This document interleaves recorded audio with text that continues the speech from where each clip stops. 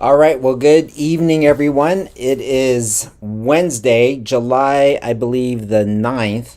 And right now, I am doing a special live broadcast covering the General Conference session currently happening right now. The General Conference session for 2025. This is part one of an update that I'll be giving. So I'm giving this update to cover July 3rd through July the 8th.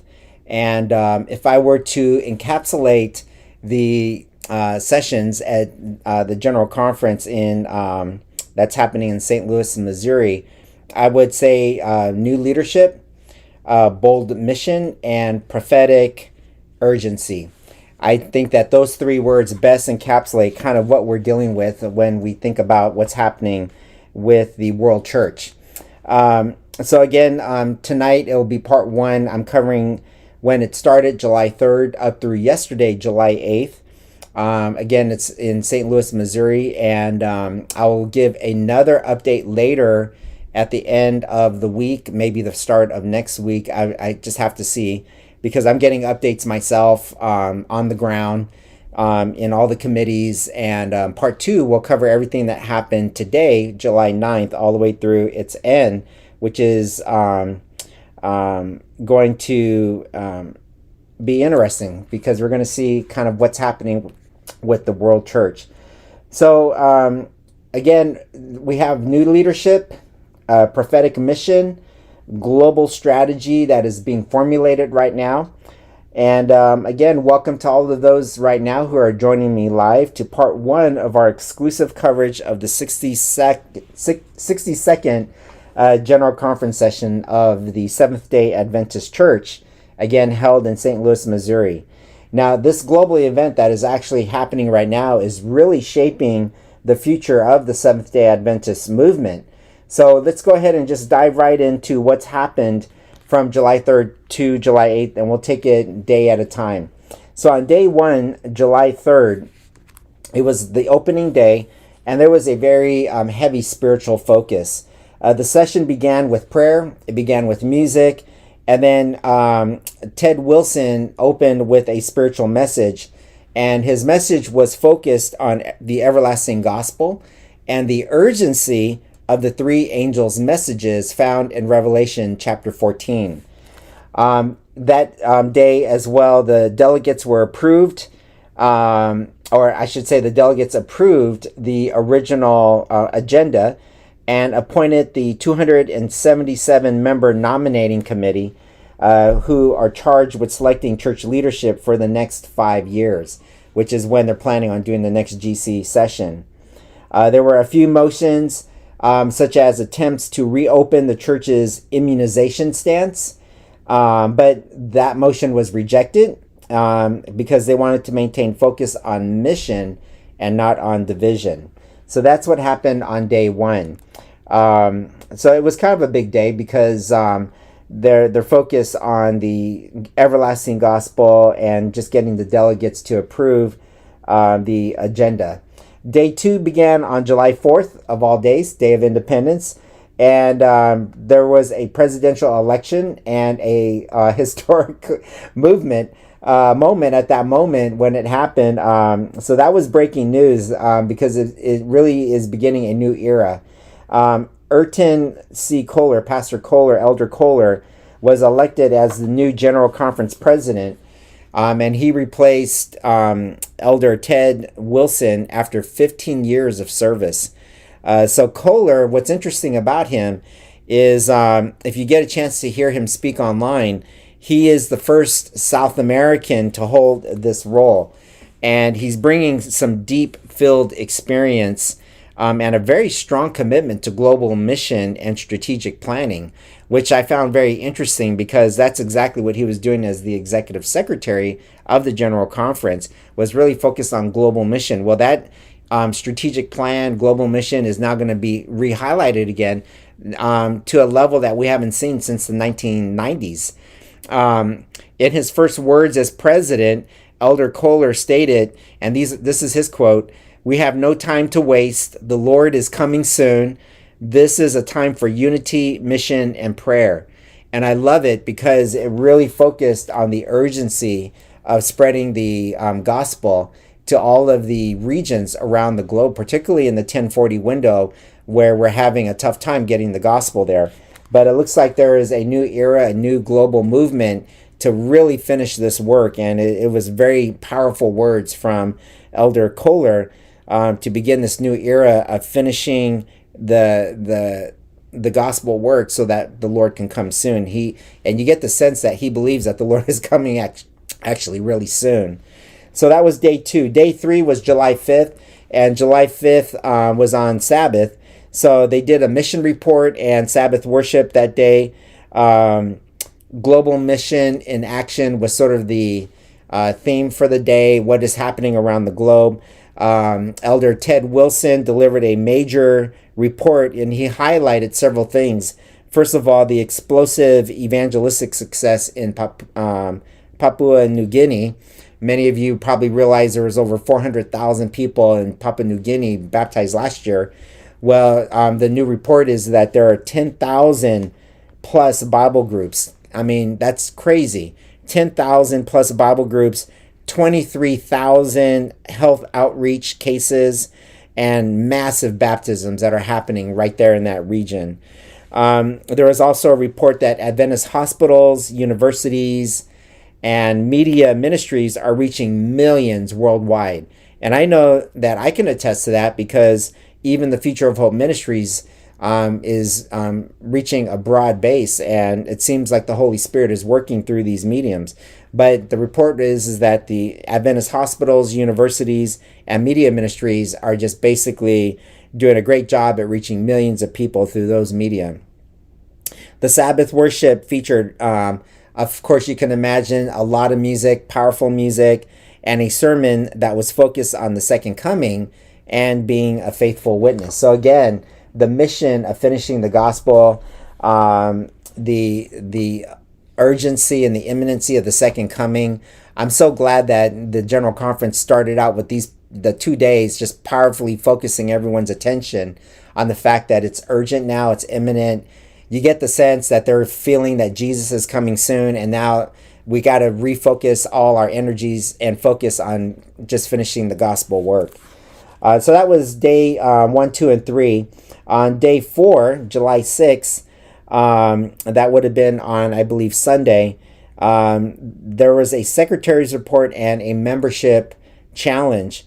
And if I were to put it into a formula, the formula that was given is this: growth plus attrition. So growth is like how the church is growing. Attrition is all the people we're losing. And that equals our next battlefield. So we're doing a great job at bringing new people in, but we're doing a horrible job at keeping them in. And so this is now the new focus for the General Conference, for the church. So the outgoing secretary, Elder Erton C, who is now our new General Conference president, he's the one who gave the report, and here's what he reported. Worldwide membership has grown to, now just check this out. Our membership in the Adventist movement is now 23.7 million members strong. 23.7 million. That makes us the 5th or the 4th largest Protestant group on the planet. So that's our worldwide membership. However, there is an ongoing challenge, and that is that, get this, 43% of the members have been lost over a period of time. So it didn't all happen at once. It didn't happen just this year. But when they looked at the over a segment of time, 43% of our members have been lost. And that points us definitely pointing us to the need for deeper discipleship and really not just baptism. So baptism is important, but there needs to be follow-up and a focus on discipling new members in integrating them into congregations. Over 10,000 new churches were planted in the last 5 years, and that's really amazing. If you take a look in the last 5 years since 2020, over 10,000 brand new churches have just popped up. That's when you break that down, that's one new church every 2.8 hours. So basically one church is popping up every, say, 3 hours. So the church is doing a good job in spreading the gospel, but we have to do a better job at keeping people in. So the Mission Refocus was definitely presented in that light. So there is now a global strategy focusing on several regions beyond North America. So let me just give that report to you. The global strategy focuses on 10 unreached countries, 10 urban centers, and 10 people groups. And so that's a strategy. So try to reach 10 unreached countries, 10 urban centers, and 10 people groups. Köhler emphasized, and this is his quote again, the mission field is not just far away, it's your city, your neighborhood, your coworkers. So definitely getting it more grassroots, a lot more organic, not just looking into the foreign fields, but also taking a look at what's happening in the urban city centers. We know that there's a lot of prophecies about what's going to happen in the major cities. So again, you get this urgent message that we got to focus in the inner cities, in neighborhoods, and make that the mission field. Okay, that was day 4. Now day 5 was July 7th, which was just 2 days ago. The treasurer gave his report, and we had a report on the health of our finances as a world church. So now I know those of you watching online may or may not know how the tithe and offering operates in the Seventh-day Adventist denomination. But the tithe that is collected from the local church is remitted up into the local conference. And then the conference holds a certain percentage. And then the remainder is pushed up to the unions. And then the union keeps a percentage. And then the rest of that goes up to the division. And then the division keeps a percentage. And then percentage goes up to the general conference. So this is the report that we got on day 5, July 7th. So, and maybe what I can, if I were to give this a title, I would say God's faithfulness in the numbers. In other words, we are seeing that the church is being blessed. So the treasurer, Paul Douglas, presented some very encouraging news, because when you look at what's happening in the nation, you look at other churches and other denominations, they're not doing so well.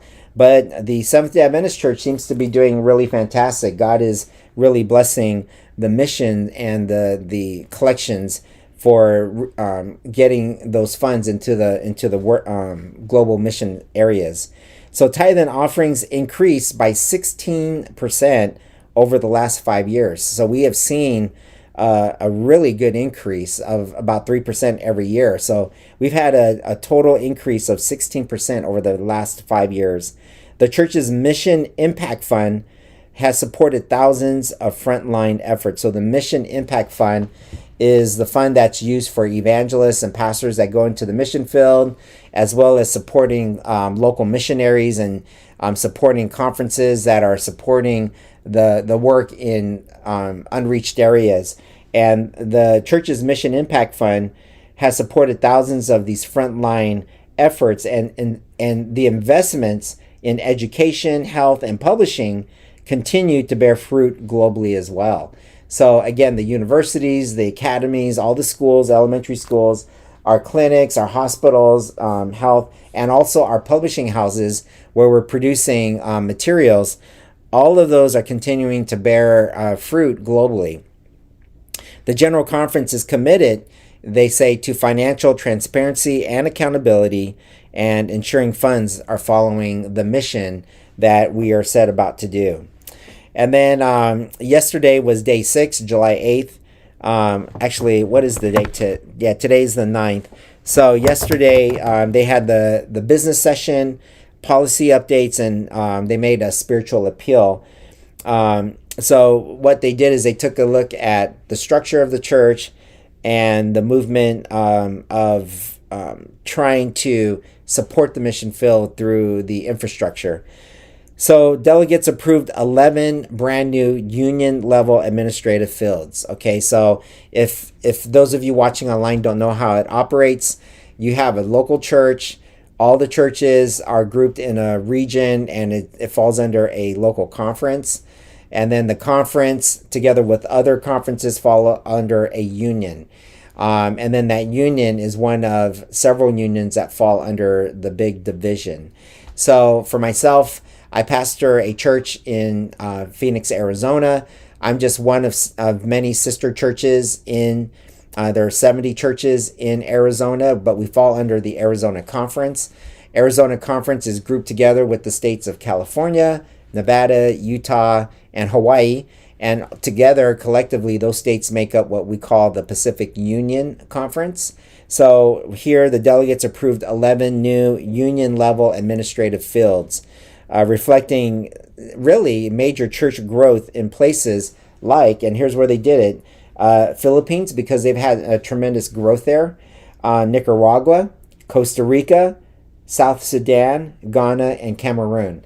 So if you look at those places like that, in 11 areas, they have grown so much to where they need to have union field offices that help support the local conferences that then support the local churches. So that would be Cameroon, Ghana, South Sudan, Costa Rica, Nicaragua, and Philippines. So very diverse.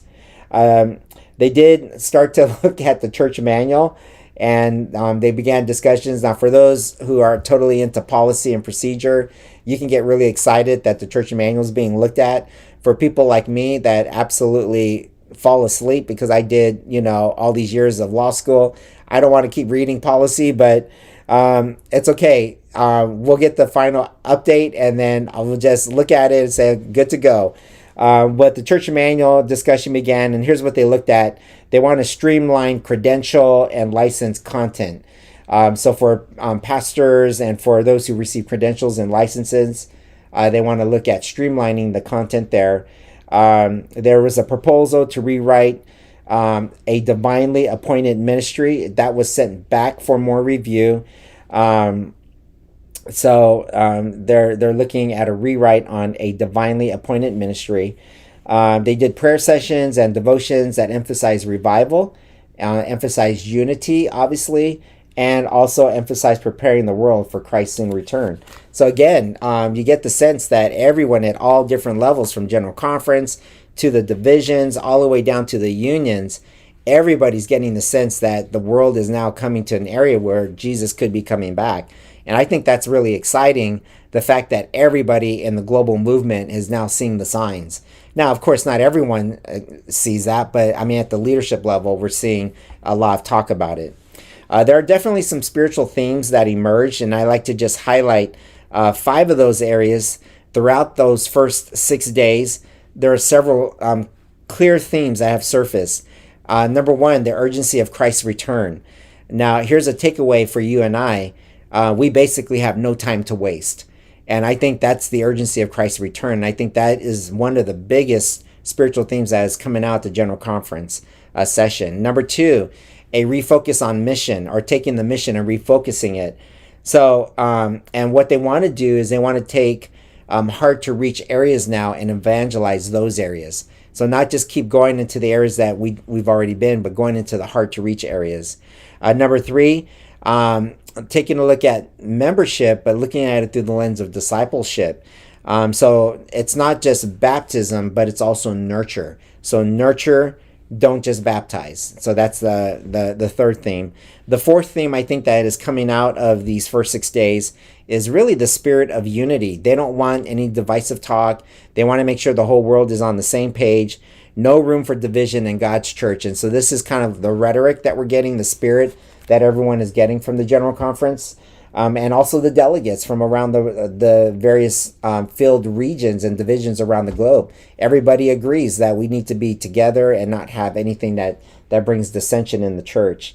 And then I think the 5th area that has been a strong, clear theme is financial faithfulness, that recognizing that God is definitely providing and that we need to continue to be faithful in what we do at the local level, and then what that translates into the conference, which translates into the union, then up at the division level.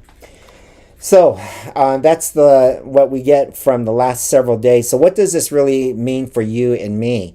If you're a church member watching this, if you're an outsider just curious about what this is all about, Or if you're a pastor, I think here's what you need to take from what's going on in the world church, because this is pretty major what's happening. Now is the time to join the mission. In other words, reach your local city, your workplace with the gospel. There's no more time to waste. This is the time that you have to really get on your knees and pray, Lord, what can I do? And have the Lord guide you, open those doors. And at times it might require a lot of faith because you don't know how you're going to do it. But God always, if he called you to do and you have that desire and God put that in you, God will make that possible for you to do. And I know some of you watching in the outlining areas, you feel like things are dead in your area. Well, God is calling you to make it alive then and do what you can in your local area. So that's the first thing. I think the second thing is what we can do is we're listening to the first half of this general conference session is that we really need to go a lot deeper in terms of building real spiritual communities, not just programs, not just saying, hey, we got to just do a Bible study just for the sake of doing a Bible study, but really creating a community that people can come and discover Jesus because of our testimony. So really building spiritual communities, not just programs. The third thing that we can do right now, what this means for us, is we need to pray for our leaders. And here's the thing. I know that we don't agree with everyone, but at the end of the day, Jesus still died for everyone and all these leaders. So we need to pray for all the administrative leaders at the general conference, at the divisions, all the way down to the unions, and then at the local conferences, and especially the front line guy or men and women that are doing the boots on the ground, which is your pastor and your elders. So pray for your leaders, because as new initiatives are being rolled out, your support is really going to matter. As we begin to take a look at what is coming down through our church, we got to be all on the same page, is what they're trying to do, and make sure that we are working together.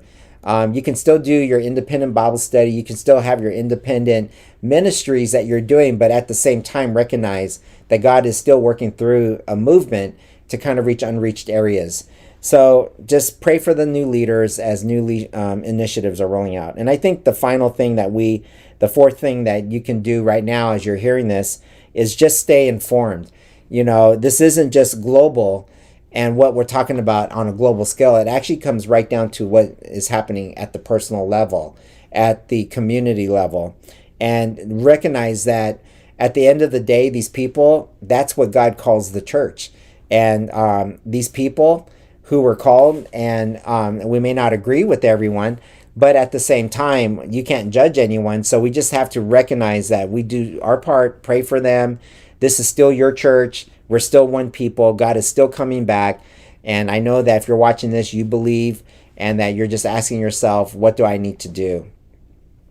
So as I close out this live report here, and we took about the last 25 minutes, I think there is a call to action for those of you on the Future of Hope Ministry site. I would like for you just to think about what you're hearing. What do you think of the changes and the direction so far that you've heard? I will give a second report on what's happened today, and then maybe wait till after the week is over, and then I'll give my second half report. But what do you think of those changes that I mentioned and the direction so far? So drop your thoughts and your comments in the comments below this video. I am going to take this live session. I'm going to produce a video, so you can wait till I produce that and put your thoughts in there, because I am gathering these thoughts.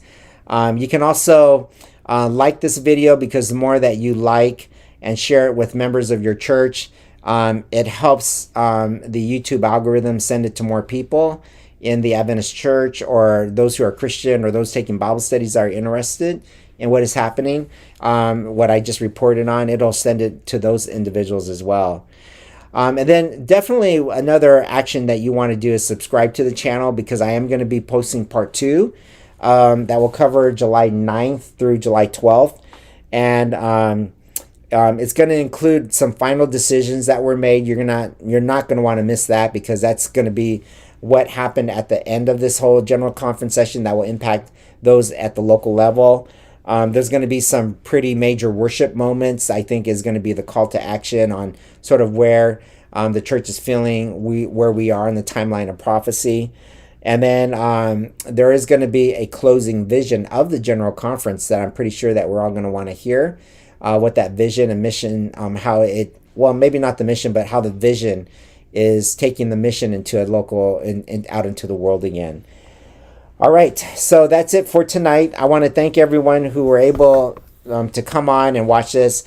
Also, people who are going to watch the recording of this video, I want to thank you again. I'm going to try to do another one of these on the 13th, which would be, I think, Sunday. So that way it's hot off the press. Don't forget to watch the other programs that are coming up. It is Wednesday tonight, so this kind of covers the prayer meeting night. And then on every day, I'm posting 4 devotionals, one at 6 in the morning, one at 10 in the morning, 2 in the afternoon, and 6 at night. Make sure you check those out every day. And then on Friday, the Gospel Lounge hour that we did last Sunday is going to go live and premiere. So that was produced. And then on Sabbath, Saturday, I have a new video on God's love. You want to make sure that you watch for that out. Watch out for that. And then next Sunday, I'll see you again at 7:30 for the Gospel Lounge Hour Live. Okay, everyone. So that's the update. Pray for your leaders, your pastor. Pray for the church. And definitely what's exciting is that everyone knows that Jesus is coming soon. And so until we meet again, may the good Lord bless and keep you.